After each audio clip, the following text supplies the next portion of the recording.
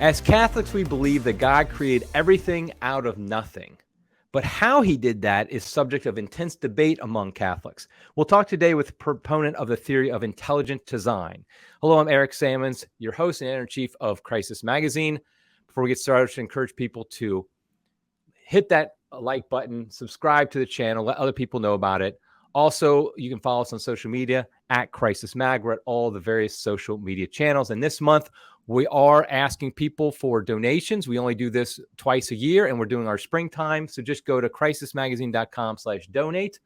All our content is free, but it's not free to produce. So we would appreciate any support you can give us. Okay, so our guest today has been with us before, Jay Richards, but I'm going to introduce him anyway because I think it sounds so impressive. He is the William E. Simon Senior Research Fellow at Heritage Foundation's DeVos Center for Religion and Civil Society. Okay, that was a mouthful. He is also the senior fellow at the Discovery Institute and the co-author of The Privileged Planet, How Our Place in the Cosmos is Designed for Discovery, which I just found out before the podcast is coming out for a re-release soon. He is also a contributor to the new book, which I have here somewhere, God's Grandeur, The Catholic Case for Intelligent Design. And that's what we're going to talk about today is intelligent design. Welcome to the program, Jay. Thanks, Eric. So good to be with you. Yeah, this is great. I'm excited about this because, I've always liked having you on the program. You have a variety of interests, of which I seem to share all of them I've discovered. So this is great. We've talked about fasting here. We've talked about something else. I can't remember now. We talk about economics, Economics, that's right. Yeah. You name it, we've talked about it, I think. This is great. But we have not talked about intelligent design. And this is one of the main things you've spent your career focused on. The Discovery Institute is a think tank. I'm not sure how you would describe it, but basically a think tank that promotes the idea of intelligent design. And so I want to give a little bit of a setting for why I wanted you to come on to talk about this. Obviously, the book from Sophia Institute Press came out recently, and it's very good. I've read most. I haven't finished it yet, but I've read most of it. And so I want to, promote that on some level. But really, this is something that's been of interest to me, but only kind of in passing. And I've never really my own views on how God created the world, the mechanisms, and all that. I've vacillated in my own views. I've said this before publicly. I said this to you before the program that often my view is whatever I read last because I just like, okay, that sounds good. And we had a debate on the podcast a couple months ago between a young earth creationist and a theistic evolutionist. And it was a good debate. I enjoyed it very much. But I found afterwards I was not satisfied myself. I still was like, I don't think I agree with either side here completely. And I really was like, I'm going to dig into this. And so I started reading more and more. And that's when I discovered, okay, this is something you have some expertise in. I had not looked at the intelligent design arguments very closely myself. I'd heard of them. You hear things in news about all this the pseudoscience, creationism, just trying to sneak in all that stuff. I'm like, well, that makes it more interesting to me when the media rails on something. Something's going on, right? That's right. Exactly. That's something I want to look into. So anyway, so I've been reading a lot about it, so I want to talk about it today. And so I think the first thing we have to do, because I found this very confusing at first, is what is intelligent design? So intelligent design is, obviously in a generic sense, people use that word to refer to something that an intelligent agent produced intentionally. As a kind of intellectual research program, the so-called intelligent design movement, here's the key claim, is the claim that there are aspects of nature that are best explained as the result of intelligence or purpose rather than blind processes or kind of standard materialistic explanations. So in other words, it's not just the claim, say, that God created the heavens and the earth or the universe is the result of purpose ultimately. It's the claim that you can actually tell that if you study the natural world, you will find indicators of intelligence, things that are very hard to explain, or at least are best explained in terms of intelligence or teleology. So it's a minimal claim that's actually consistent with a lot of different theological views about the age of the universe, exactly how God did things when he did them. Even the kind of question of theism, you could in principle not be a theist and believe in intelligent design if you thought there was some kind of purpose to the universe. Though I think when you sort of add up the list of evidences of design and you add the fact that the universe had a beginning, theism, you get to theism fairly easily. But it's important to distinguish the claim of intelligent design is just that empirically, or at least if you look at nature with an open mind, as opposed to deciding ahead of time what it has to show you, that you will find evidence of intelligence, and you'll find places in which there are things in nature that are much better explained as the result of intelligence rather than a blind purpose. That's intelligent design. That's basically all it is, at least as a minimal research program.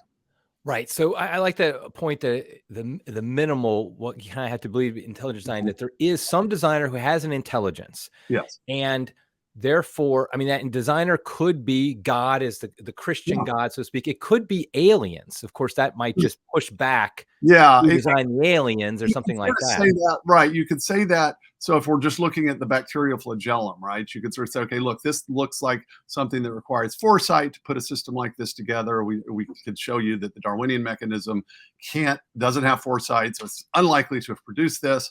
And somebody could say, but we don't know who the intelligence is. We just know they had to be intelligent enough to be able to produce this. That's true at that level, is if you're just in an isolated way. But of course, if you're talking about the universe as a whole, an alien on another planet's not going to be an active candidate for explanation, right? And so you're really going to have to get speculative and say, well, it's this intelligent transcendent race or something, and then you've got Occam's razor. And so I really do think the few inferential steps you get to something like theism, it just takes a few more steps. And it's important to say you can tell, right, if we discovered an alien artifact on the moon, for instance, like in 2001: A Space Odyssey, you could tell that's the result of intelligence. I don't need complicated math to tell what that is, but you might not have any idea who did it or when it was put there or how it was designed, right? So just telling that something's designed, that's kind of the first step.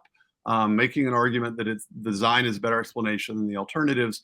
And then there are other questions, right, about, okay, how did this get put together? What kinds of things were involved? But those are just secondary and tertiary questions.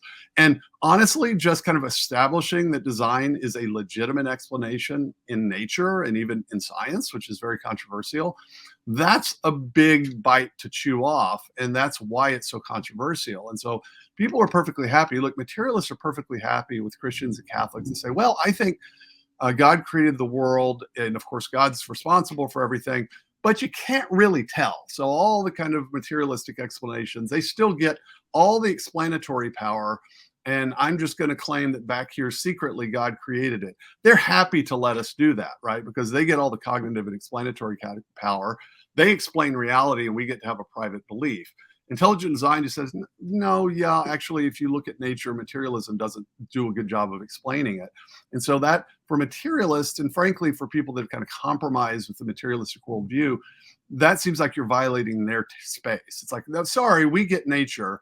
You guys, we'll allow you to get kind of private, subjective religious belief as long as it doesn't make a difference. But when you start talking about design in nature, then all of a sudden, that upsets a lot of apple carts, because at the very least, if intelligent design's right, then the standard materialistic explanations across the academic disciplines are at best inadequate, and I would just say actually false. So there are a lot of oxes being gored on this. So it's hardly surprising that Wikipedians and the media hate intelligent design with a kind of white passion, otherwise reserved for pro-lifers. Yeah. Actually, it's funny you mentioned Wikipedia, because when I wanted to grab your bio real quick, and I saw your Wikipedia page, and there's some link on there. It's something that says that, you're part of the pseudoscientific something about the Discovery Institute. I was just chuckling. I was like, oh, he'll like that. I hate it when people introduce me using Wikipedia, over which I have no control. So you never know on what day it's going to be right or wrong. Yeah, right, exactly. Now I want to ask a little bit more details in a minute about the differences between like a theistic evolution idea that basically we can't even see God's work. We just know he's behind it, kind of that idea. But first, I just want to make sure we lay out what we're talking about, what we're trying to answer. In my research, it looked to me like there are three main questions that are trying to be answered in this space, so to speak. First is, how was anything created? The universe, matter, anything created? And a secondary question to that is, when was it created? The second is, how did life begin? Just some form of life, no matter how basic it might have been. And then the third question is, how did man begin? How did human intelligence, how were we created? And I think those are the three big questions. Yeah. And in looking at it, there are different views. And I think, to me, it seems like there was five major, and there's a lot of like overlap and nuances here, but five major views.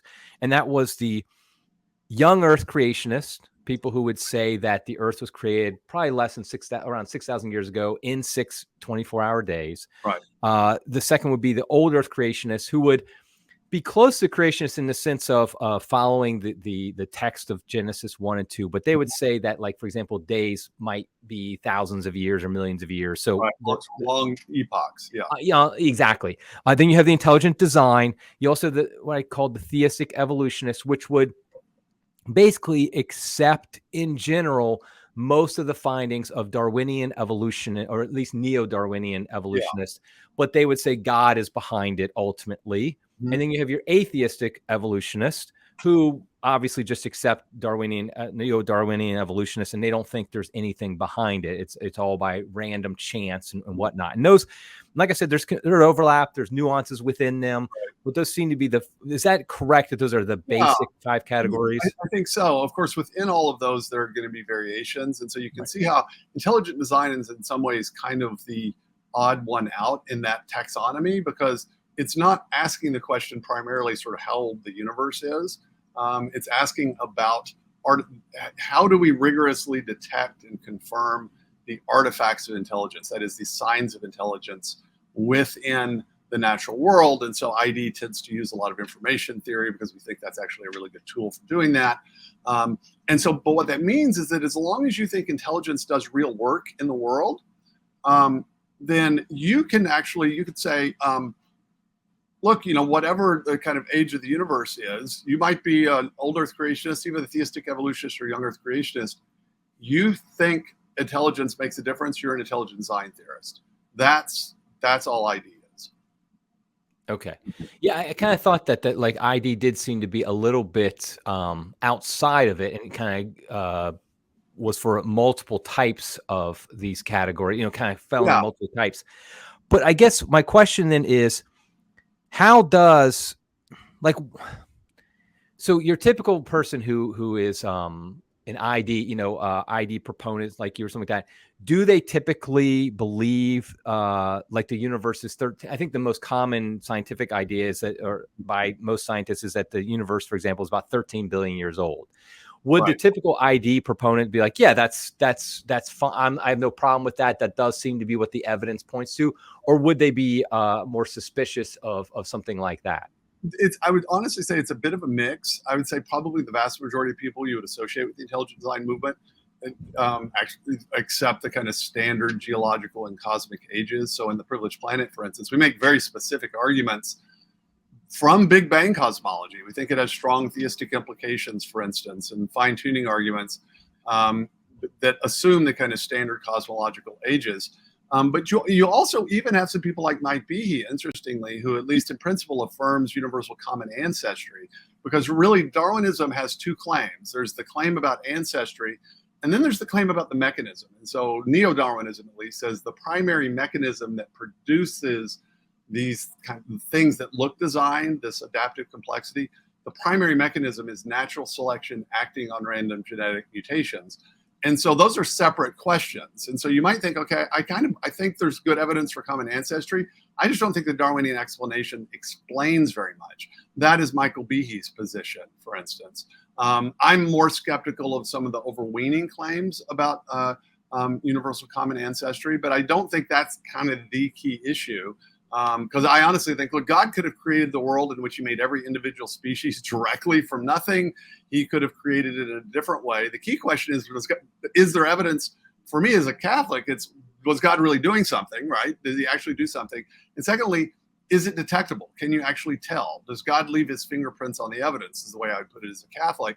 And that's a significant question. And so you could even have different views on the extent of common ancestry, but still say, no, I think there's definitely evidence for design. That would make you a design theorist. So that's what gets a little complicated, because some people would say, well, that makes Mike Behe a theistic evolutionist, but he disagrees with the blind material Darwinian account of that. And so really that ends up being the kind of key contentious point. So whereas a lot of people that self-describe as either evolutionary creationists or theistic evolutionists, they actually accept the entire orthodox Darwinian line, that everything just appears to be designed. It's the result of this blind process.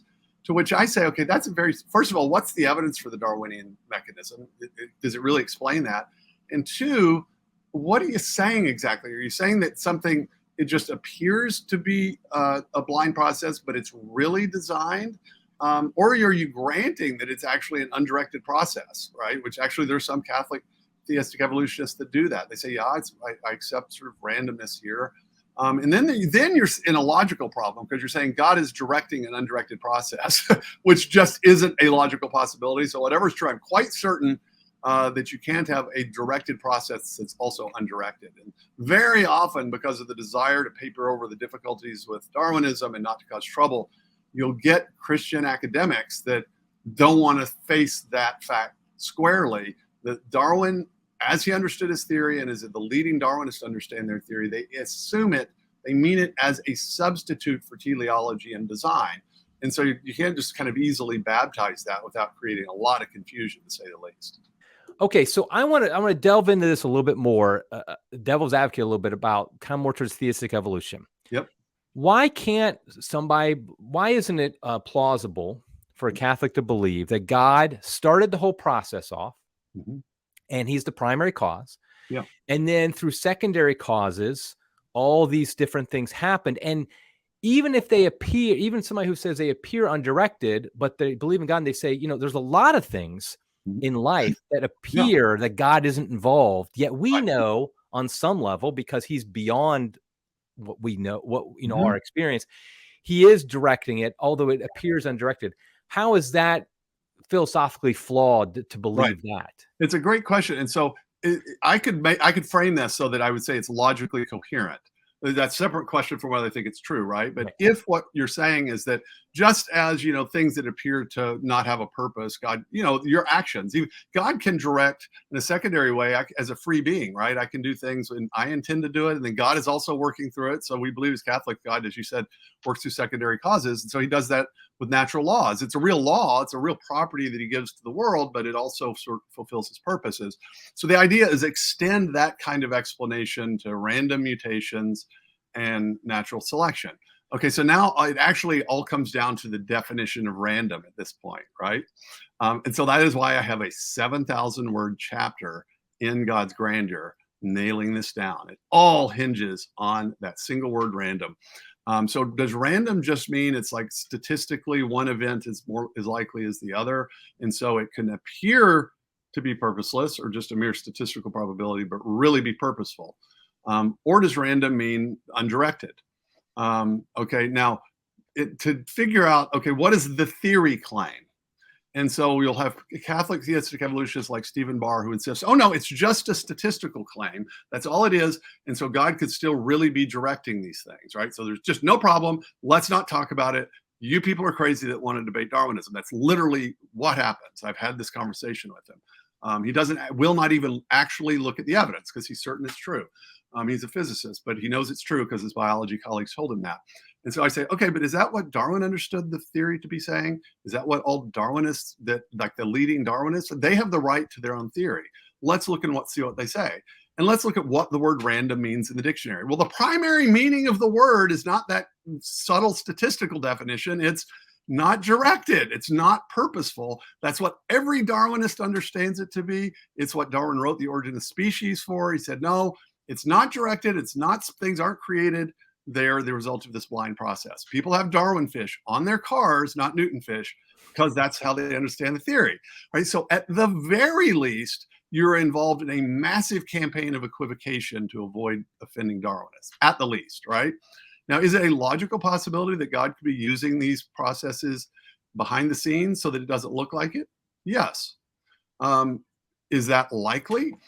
One. And two, this is the primary question that we should be debating. Not, is there some complicated mental castle I can construct that's logically possible, but what the heck is the evidence that natural selection and random variation actually explain all the stuff they're supposed to explain? What's the data? Okay, it's really good at explaining variations in antibiotic resistance.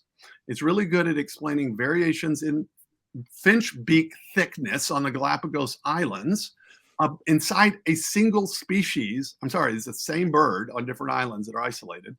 And so, great. That's the evidence we have. Natural selection and random variation can explain things at a very low level. As people often say, it's really good at explaining the survival of the fittest. It doesn't do anything to give you evidence to explain this arrival of the fittest. You get the survival, but not the arrival. In fact, it's not even good at explaining larger categories, taxonomic categories. It's actually not good at explaining the origin of proteins. There's all these kind of things at the cellular level. And so what I think is actually happening is that Darwin came up with a theory in the 19th century. It swept the field because it looked like it gave a good explanation for what otherwise looked like this recalcitrant problem in biology, which is the manifest sort of evidence of design. They said, oh, good, we've got a mechanistic explanation here. They ran with it. They assume it explains everything that it does. We've got decades of evidence that it absolutely doesn't explain this stuff.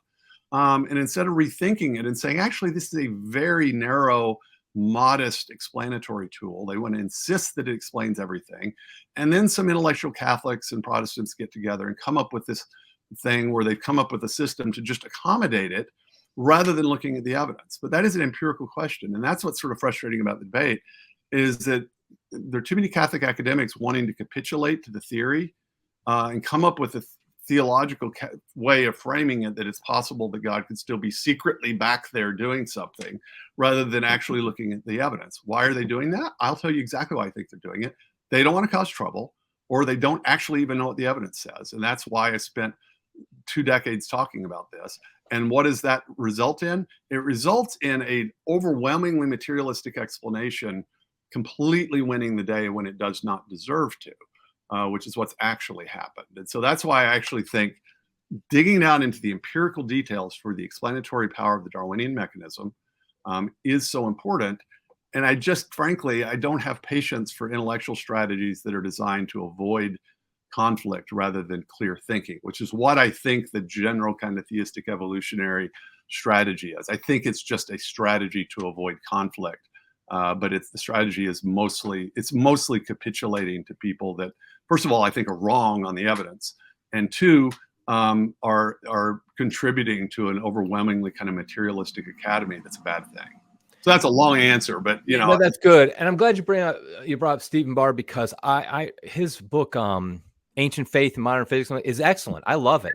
It is so good. I mean, it was very profound for me to read that. I was like, wow, this is great book. And he's great on the things he knows about. Yeah.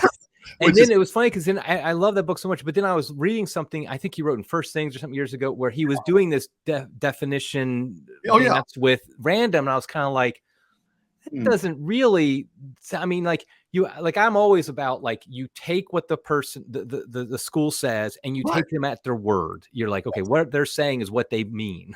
Yes. And you seem to kind of say, well, they're saying this, but actually it's really just yes. And they can't say that. And that's why, look, if there's anyone listening that thinks, okay, this is kind of the question, then I would not normally be so self-promoting, but please at least read my chapter on randomness, because basically what I do is I say, okay, if we're going to take random to mean this, we actually have to really refine it. And so it ends up being a paragraph long. And so when we say random, we're going to mean this. It's this long, right? It's consistent with theism. And it's also a position and a definition no one's ever held before, because it has to be so precise, right? And so it's quite obvious at that point that what we've done is created this mental castle to keep God from being implicated, or, materialism from being challenged in any way. And what's funny is that Barr is willing to challenge materialism in physics and cosmology, right? Because the evidence, right? You get fine tuning, you get a universe with a beginning.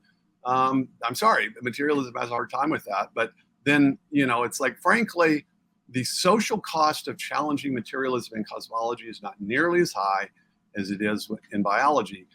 And I think it's because for Catholics, it's the Galileo problem, right? Oh, we don't want to make that mistake again. And for Protestants, it's the Scopes monkey trial problem. And Catholics really don't want to be guilty of the Scopes monkey trial problem, right? And so for purely sociological reasons, we don't want to kind of focus on this issue. But then, frankly, I've got friends who want to talk about natural law and the natural moral law that's embedded in nature, but then they concede a completely materialistic account of nature over here in biology, right? They want to talk about natural moral law. Actually, those things are connected. If you use the natural moral law, you're presupposing a teleological view of the universe. And, look, sometimes scientific theories are mostly narrative and ideology and a little bit of evidence. I just think that Darwinism is one of those theories. It's just held on really long because it carries a lot of metaphysical water for materialism. Yeah, and it goes far beyond just biology and what it's Absolutely. used for in society. Now, just let's for right now, I'm going to assume the universe is very old, It's 13 billion, whatever, and that life, Earth is about 4 billion years old. Life came sometime after that, and man was sometime maybe what's the typical 100,000? Well, so you could say, yeah, it depends on how you define these things, and so, but the kind of standard people will say Homo sapiens or 200,000. I myself, like, just as I get, I sit loosely on a lot of the paleontological data, because either if you're looking at bones, it's bone scraps with a lot of narrative, and so it's like, I don't know, or it's using kind of highly theory-laden population genetics projections that are model driven. And so I just sit loosely, but let's say Homo sapiens are 200,000 years old. I'm not committing one way or the other, but let's just kind of say that, because that's a common thing. Okay. So let's say, saying all that, then we have life on Earth for a long period of time, and then there is this human life, Homo sapiens, which is intelligent life, which is the materialist one. I mean, Richard Dawkins would say there is no difference, but like we know, we're Catholics, we know there's a difference. Absolutely. And so the question is that intelligent designers would, it sounds like, would argue that neo-Darwinism cannot explain that jump. So then the question is, how did that jump happen from life that does not have intelligence to life that does have intelligence? We're defining as human. I mean, obviously apes have some level of intelligence, but we're saying that what we know as the soul. Right, rationality. Rationality. There we go. Rationality. And so, what is that? What was the process? Do we have any idea? Does intelligent design tell us anything about how that jump happened? So, at the moment, think of these as loci of intelligence, is the sort of places where it screams, right? So the claim isn't, if you're thinking of this as a Catholic, the claim's not that, well, God just creates the world and every so often he kind of does stuff, but mostly leaves it on its own. No, we don't necessarily, I assume that God's working in the world in all sorts of different ways, sometimes secondarily, sometimes primarily. These are just places where it's obvious. And so the origin of the universe and the laws, right? The origin of life is a biggie, because that's the shift from chemistry to biology. Right. And actually, Darwinism doesn't have anything to do with it, right? Because we don't have replicating systems yet. And so you need a chemical evolutionary story there.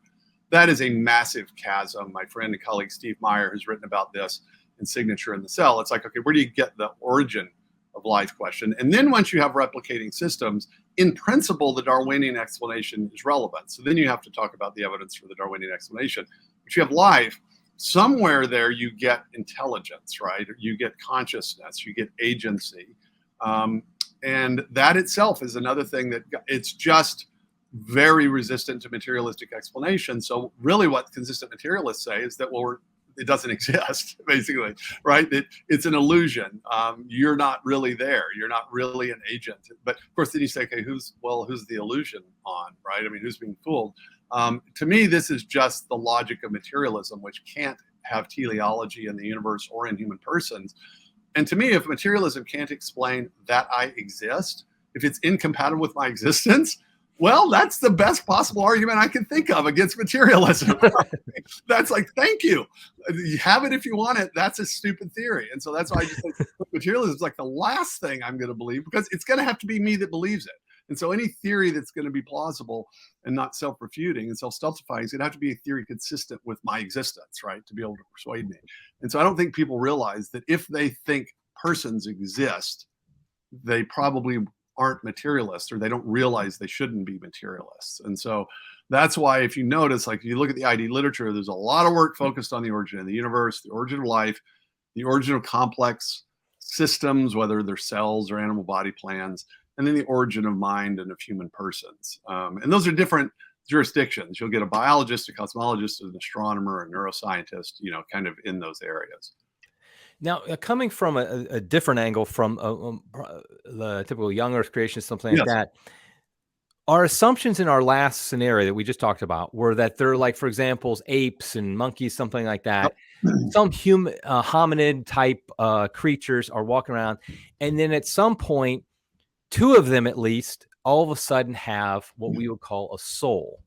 And from that, we then have the human race is created. And obviously we would refer to that first couple as Adam and Eve. Mm-hmm. And the question is, there seems to be some potential problems with that, in that how did were they just the parents of everybody? Did they interact, even mate with insouled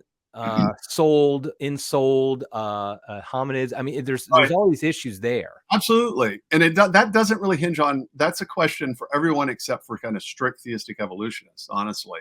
So the strict theistic evolutionist is just going to say you've got this continuous evolutionary process, and then at some point kind of humans emerge, and it always gets very foggy there because they really can't say anything that will be inconsistent with materialism. My view is, look, I think all bets are off here. If God exists, he could do this in a lot of different ways. So what exactly is that? I think it's a very important research program that's going to require us kind of nailing down timing, what kind of gaps are there. I'm not especially fond of this idea that you just have apes and you put souls in them, because I don't think that's actually consistent with a soul, at least in the kind of Thomistic sense. It's not just a ghost you stuck in something, right? And so what is that exactly? So that doesn't really make sense. So I'll say, I think God did something very specific in the creation of human beings that wasn't just a kind of little tweak. I don't, look, there's obviously figurative language in Genesis, but it has something to do with the fact that we are both fully material, the dust of the earth, and fully spiritual at one and the same time, the breath of God and the dust of the earth, right? And we're the only ones for whom that's described. I don't have any problem thinking, okay, something really different happened here. But that doesn't really hinge on this question about the age of the universe or anything, because whenever it happened, the real question is, okay, did something really specific, like this special creative act happen there? And I think, it might be that we have a hard time telling from the empirical evidence. I do think the burden of theology, it strongly says, yeah, something specific happened here. So that humans aren't just apes, then like a little piece of something stuck in. That just sounds to me, for various reasons, not adequate and not even necessary to have to posit something, I think, so minimal. How about, though, the idea, like, I know theistic evolutionists would say, like, you see a development in the historical record, they would say, of ape-like creatures that get bigger brains, bigger, certain ways that are set up for eventually having because the soul interacts with the brain. I should say the mind. The mind interacts with the brain. It's not the same thing. Right. The materialists would say it is, but it's not. But the mind does require, it appears, a human brain. A human mind requires a human brain in order to really act. Although once you're dead and you have right, body, I'm not quite sure. You can see how theology, like you realize, oh, well, all of a sudden, wait, no, we've got to have. If you're Catholic, you think that we have this at least intermediate state after death before the resurrection, right, where we persist in an incomplete state. And so it ends up being really complicated, right? If you're saying, okay, if you're going to give a theological interpretation of nature, and I think that, we are embodied creatures. That's why our destiny is to have new resurrection bodies. We're not just sort of souls floating in the world. But these are kind of complicated, deep waters that I think require a serious research program. And it also involves some things we don't fully understand. I mean, the reality is we don't know how the mind of a fly works or the brain of a fly works. So it's okay to say, okay, look, some of this stuff we're still going to have to work out. I think theologically, I could say, look, I think God did something very specific and special in creating us in his image. I'm happy to kind of sit loosely on the details of that, but that's a theological commitment. And then let's look at the empirical evidence in an objective way, though, and not just kind of presuppose this Darwinian account or these kind of reconstructions. Because, look, if you know anything about this last century in paleontology, every bone they find practically is a whole human history has been rewritten. I mean, just Google that. It gets rewritten every 3 weeks because the actual empirical data is really, really thin. It's very hard to reconstruct. And so you almost entirely rely on the theory.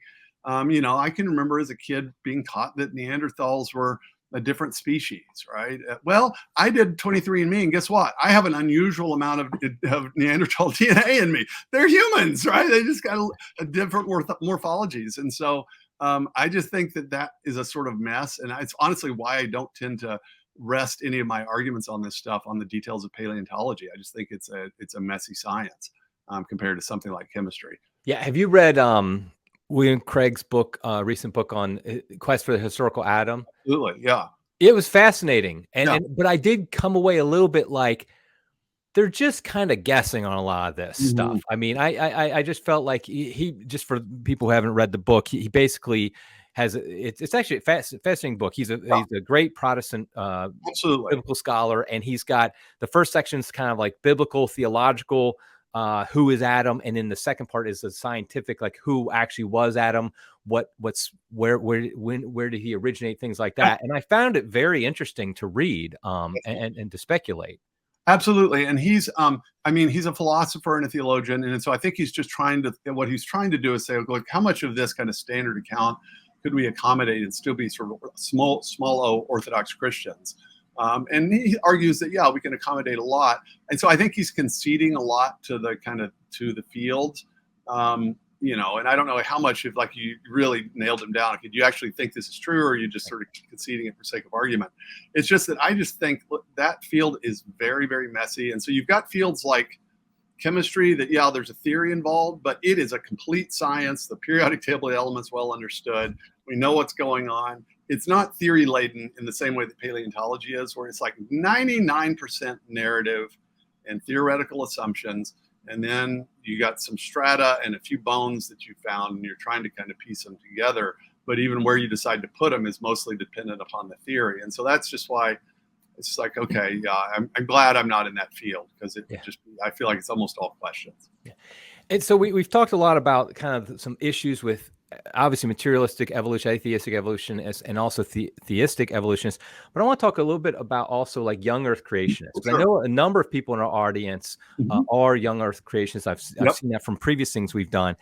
But I mean, I'll just lay my cards on the table. I just simply think that the evidence, as a layman, not an expert, just suggests a very old Earth, like a 13 billion or whatever. I don't. Or for the universe, yeah. But the point is, and that the Earth is millions of years. I think there's just so much cosmological evidence, and for this, and so my question is, as an ID proponent, can you accept?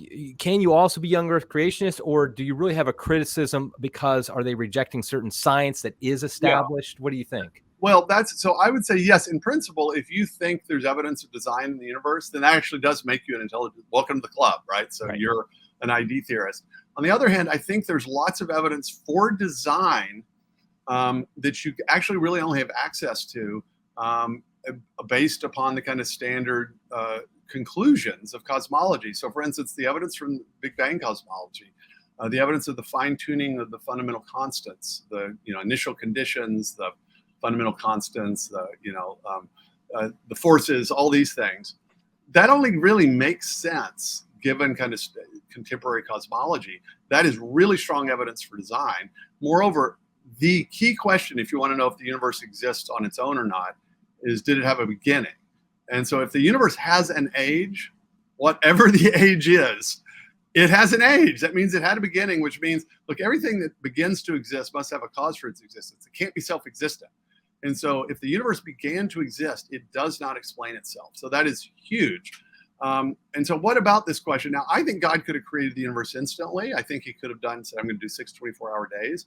And so what we have is these two books. We have the book of scripture that we're trying to interpret correctly, and the book of nature, which itself is revelatory, which can testify to the glory and the existence and even the nature of God, according to Paul in Romans 1. And so if I look at the sort of Genesis 1 initially and superficially, I might assume it's talking about Earth days. But then when you look at it really carefully, what is happening? Well, God creates the light at the beginning and then separates the light and the darkness. And that that circumscribes his days. Well, our days are circumscribed by the rotation of the sun and the appearance of the sun, right, as the earth rotates around its axis. The sun and the moon don't show up until day 4 in Genesis 1. And so to me, that's just the text saying, okay, God has days, they're earth days, and they're analogous. But the days of his creative activity are not the same as your earth days. So that's why I don't like it when people say, well, are God's days literal or figurative? That treats earth days as if they're the only literal kind of days you can have. But Mars has days too, and Jupiter does, right? The question is, what are these days? I would say, okay, the text is very frustrating. It doesn't give us a lot of detail, but God's creative days have something to do with his separation of the light and the darkness on day 1, which is distinct from the light of the sun, obviously. We don't hear about the sun until day 4. And then he acts during the day, the daytime. Remember, always in Genesis 1, he acts during the daytime, and then there's evening and morning. There's always a punctuation of evening and a morning, first day through the 6th day. And then he rests on the 7th day. What I think is going on is God is describing these very specific creative activities that are themselves mysteriously separated. And then we are now in the 7th day, which is his rest, in which God is not acting in the way he did initially. Then there's a secondary question: do those days correspond to geological periods, which is what the old Earth creationists say, to which I just don't know. But I think there's a lot you could say about the text. I think the text actually kind of tells us these aren't Earth days, so it doesn't require that. And so then I don't see that there's a conflict, because I don't think that's what the text is saying. I say we're going to try to figure out how old the universe is, but I don't think Genesis 1 is telling us that. So that's my general view. But if, like, I spent one summer, I mentioned to you, off air, actually just reading the young Earth literature, because I thought, okay, I need to know the arguments. And I just think there's some good arguments, and then there's some that, just as Darwinists get really theory laden, so that you just kind of presuppose the truth of your theory, whatever the evidence. I think sometimes people argue for young Earth creationism, in which there's a kind of theoretical rigidity, and what you want is to be open to the evidence of nature and scripture enough that the evidence actually kind of feeds back into your theories about these things. So you have a kind of open philosophy of science. Yeah, and I think that's my criticism of young Earth creationists as well. I think most of them are very faithful Christians, Catholics, and good people. Yeah. I have a brother-in-law who is one, and he's a great guy and everything. And I think, though, I feel like, though, there's always this, if you say something that goes against their literal interpretation of Genesis, then somehow you're against God's word. But like you mentioned, God's word is obviously the Bible, but in a sense, the book of nature is also God's word, in the sense that God speaks through nature. St. Paul tells us this in Romans.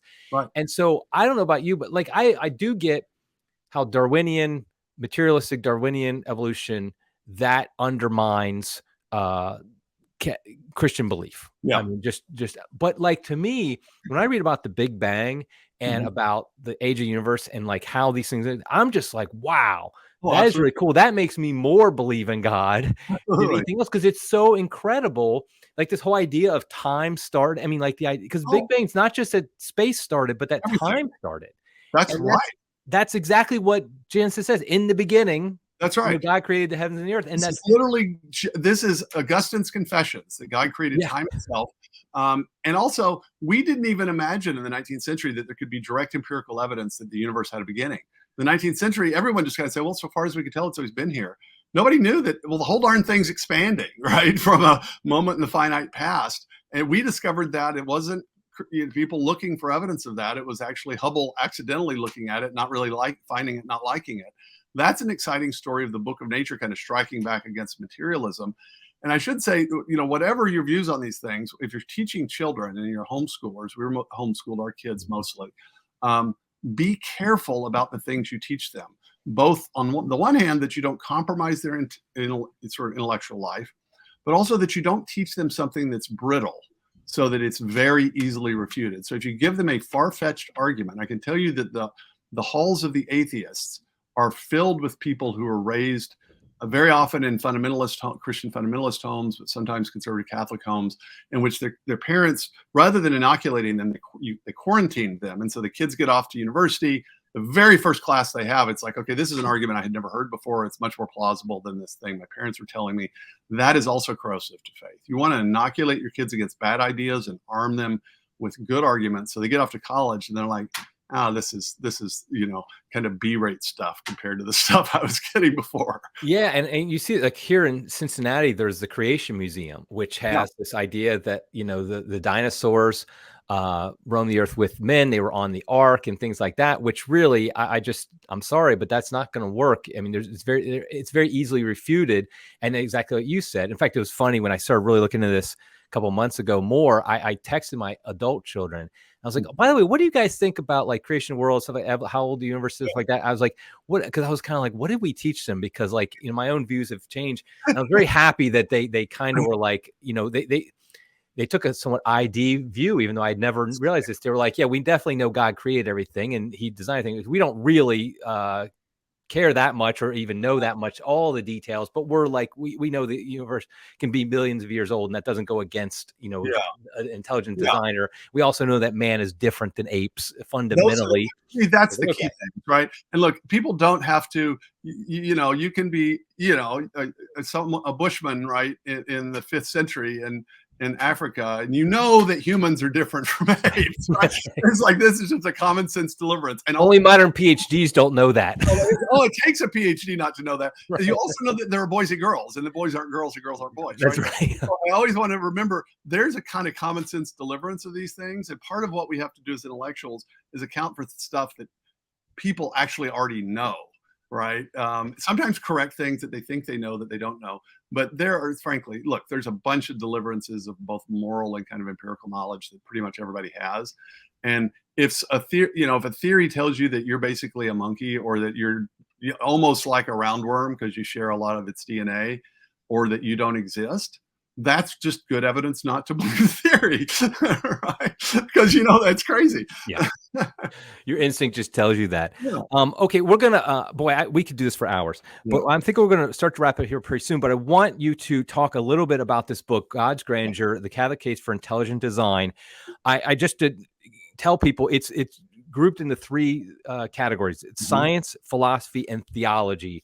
And basically, it gives the case in each of those categories. So tell a little bit about some of the people who contribute to it. Absolutely. And what's the purpose of the book. Yeah, so the official editor is Ann Gager, is a very accomplished biologist and Catholic. I think everyone in the book is Catholic, if I'm not mistaken. Rob Coons at the University of Texas is a very prominent Catholic analytic philosopher and a Thomist. It's really designed, Eric, to do a couple of things. One is to just kind of build out the case for Catholics for the evidence of design as just on its own. But it's also designed to respond to people within the church that have criticized intelligent design because they think it's something that's not. It's not, because very often Catholics will think, especially if they, I don't know, for what, it might be because they saw what the media said about it. So they think, oh, is this a weird Protestant thing, or is it mechanistic and it's inconsistent with Thomism? There's just a lot of stuff that's floated around for years in Catholic circles about that. It's very frustrating to those of us in the movement, because we're like, look, we think we are resuscitating the case for teleology in the natural world, which Bacon and Descartes got rid of. We think that to have good science in the 21st century, you need to reintroduce teleology, and you can use modern tools like information theory to do that. That's what we're actually about. But unfortunately, many Catholics, including Catholics that they'll make it look like they have Catholic objections, but what they're actually doing is kind of wanting to capitulate to the materialistic story, and they're afraid that ID is going to give everybody, heartache sort of in the academy.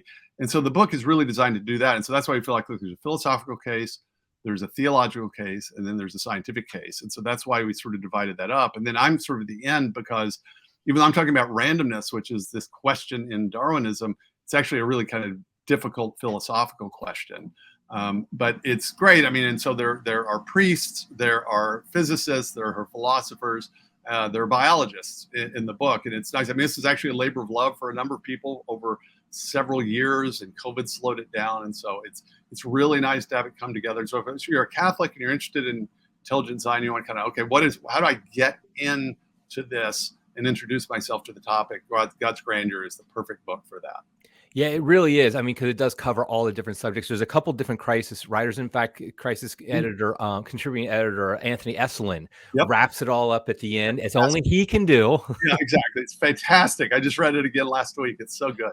Yeah. I mean, it just, when I saw he was associated too, I was like, okay, he's going to have some take on it that's just going to be like, oh wow, that I didn't even like. It's just very deep and just very beautiful and just kind of goes above almost theology and philosophy and science and just ties it all together. So yeah, that was a great end.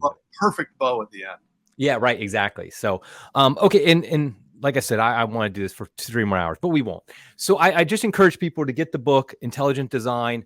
I found out in this discussion that I actually am an intelligent design person because you know, the way you described it, I'm like, well, I obviously believe all those things. So, but I do think it's something that as Catholics, it matters.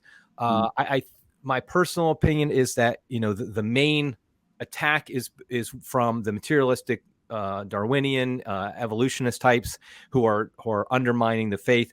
But I also think that our response to it has to be one that accepts all the evidence that we have in front of us. It can't just be like, okay, we're going to hide out in a very fundamentalist reading of certain passages of scripture, but instead let's look at all the evidence and see that really it does make the case for God, for the Catholic view of God, in fact.